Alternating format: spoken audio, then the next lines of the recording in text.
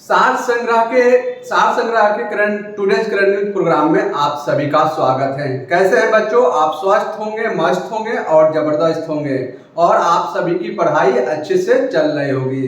तो प्यारे बच्चों, आज के हम टॉपिक में हम बात करेंगे कि बिहार में लगेगा राज्य का पहला परमाणु ऊर्जा संयंत्र।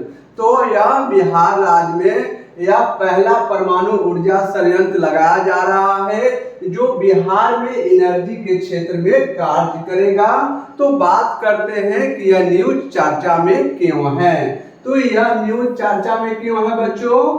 तो केंद्रीय ऊर्जा मंत्री मनोहर लाल खट्टर बिहार में एक लघु मॉड्यूलर रिएक्टर यानी SMR आधारित राज्य के पहले परमाणु ऊर्जा संयंत्र को स्थापित करने की घोषणा किए हुए हैं। तो केंद्रीय मंत्री मनोहर लाल खट्टर यह पूर्व हरियाणा के CM रह चुके हैं। हरियाणा के यह CM रह चुके हैं और यह वर्तमान में केंद्रीय ऊर्जा मंत्री हैं। उन्हीं के द्वारा इसकी घोषणा किया गया है। और यह ऊर्जा सम्मेलन का आयोजन कहां पर किया गया था बच्चों? तो यह ऊर्जा सम्मेलन का आयोजन पटना में किया गया था और इसी सम्मेलन में इसका घोषणा किया गया है। और यह परमाणु संयंत्र का उल्लेख यह केंद्रीय बजट 2025-26 में घोषित किया गया था और इसी केंद्रीय बजट की घोषणा के आधार पर केंद्रीय ऊर्जा मंत्री मनोहर लाल खट्टर के द्वारा इसकी घोषणा किया गया है। और यह 6 स्मॉल मॉड्यूल रिएक्टर यानी SMR स्थापित किया जाएगा जिसमें से एक बिहार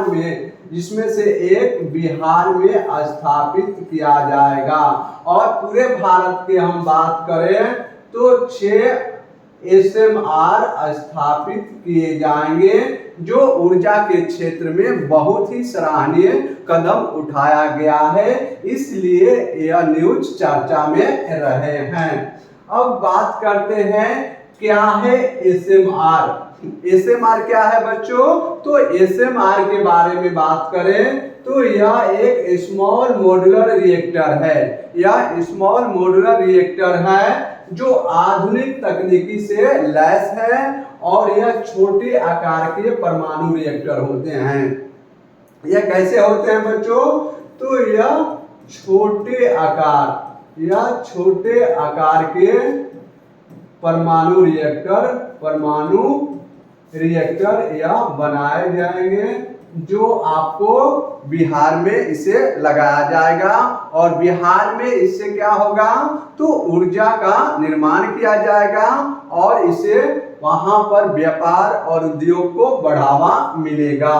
और यह रिएक्टर की तुलना किया जाए तो यह कम समय में, कम लागत में ज्यादा सुरक्षा के साथ लगाया जा सकता है, इसीलिए यह SMR तकनीक के माध्यम से यह स्थापित किया जाएगा। SMR को कम आबादी वाले क्षेत्रों में यानी मध्य ऊर्जा खपत वाले इलाकों में भी लगाया जा सकता है। जिस राज्य में यानी क्षेत्र में, जिले में जहां पर कम ऊर्जा की आवश्यकता है तो SMR प्लांट लगाकर वहां के आम जनता को या उद्योग से संबंधित प्लांट को ऊर्जा प्रदान किया जाएगा। इससे क्या होगा? वहां के बिहार राज्य के आम विकास होगा, वहां पर उद्योग आएंगे, निवेश बढ़ेगा और लोगों की आर्थिक स्थिति सुधार होगा। इसलिए इस दृष्टि से यह देखा जा रहा है और इसके रख रखाव के लिए ग्रीन एनर्जी ट्रांजिशन का एक मजबूत विकल्प के रूप में इसको देखा जा रहा है। और बिहार में SMR को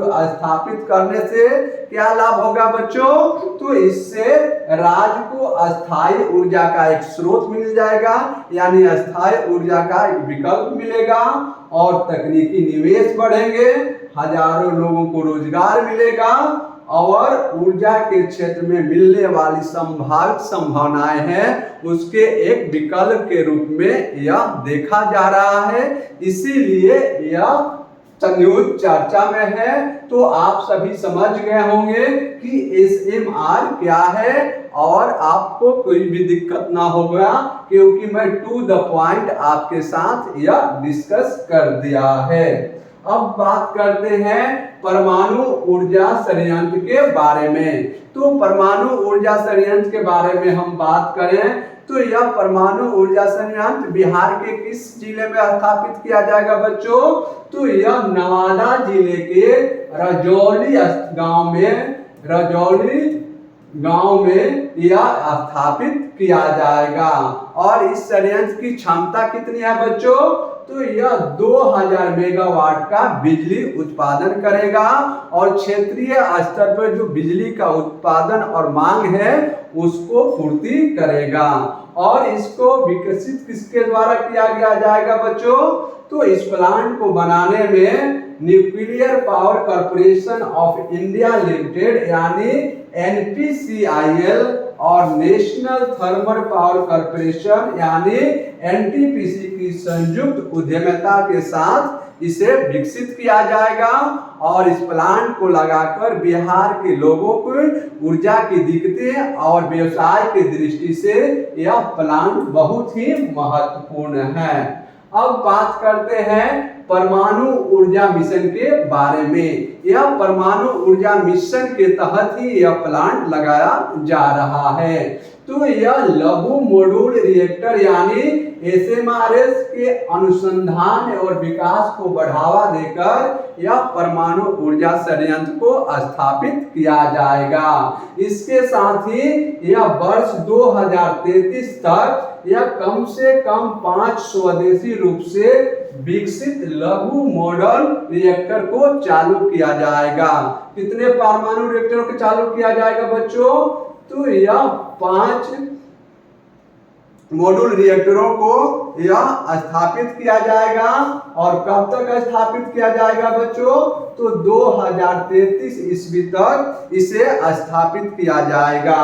और इसको स्थापित करने में कितने खर्चे आएंगे बच्चों?